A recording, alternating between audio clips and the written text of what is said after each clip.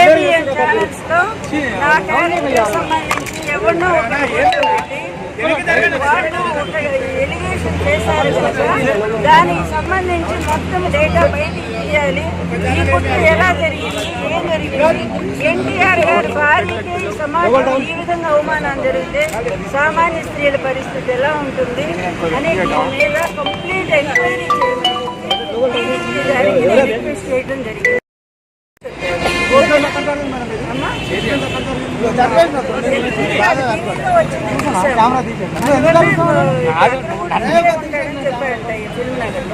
అందుకని మేము ఏం చేస్తాం, మొత్తం కంప్లైంట్ ఇచ్చాము.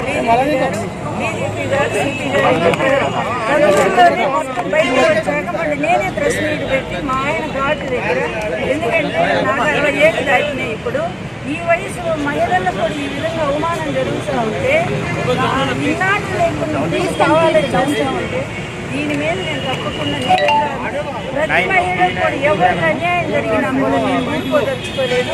మేము ఎన్టీఆర్ మహిళా శక్తి అనే పేరుతో కూడా ఎక్కడ ఇలాంటి అవమానాలు క్యారెక్టర్ పరంగా ఎవరికి అసలు జరిగినా కూడా నేను వాళ్ళని ఉద్యమించడానికి నేను సిద్ధంగా ఉన్నాను. ఈరోజు డీజీపీ గారు చాలా సౌకర్యంతో స్పందించారు. అందువల్ల ఆయన వెంటనే సిపి గారు ఫోన్ చేశారు. అందువల్ల ఇప్పుడు సిపి గారు రుజువు కావాలి. అందువల్ల దాన్ని ఉపయోగించుకోవాలి.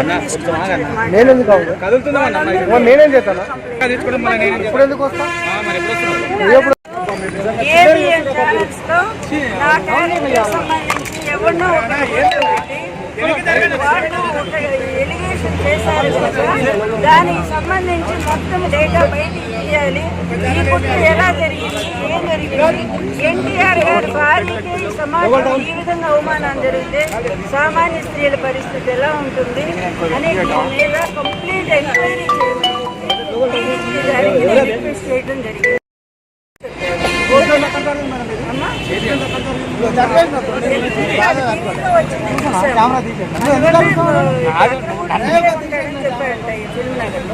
అందుకని మేము ఏం చేస్తాం, మొత్తం కంప్లైంట్ ఇచ్చాము.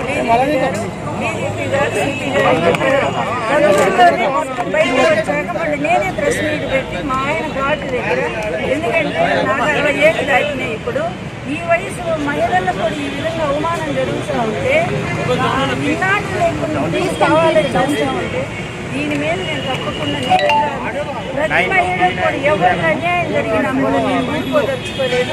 మేము ఎన్టీఆర్ మహిళా శక్తి అనే పేరుతో కూడా ఎక్కడ ఇలాంటి అవమానాలు క్యారెక్టర్ పరంగా ఎవరికి అసలు జరిగినా కూడా నేను వాళ్ళని ఉద్యమించడానికి నేను సిద్ధంగా ఉన్నాను.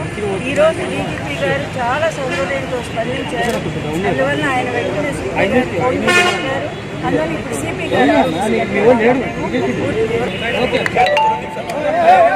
రుజువు కావాలి. అందువల్ల దాన్ని ఉపయోగించుకోవాలి.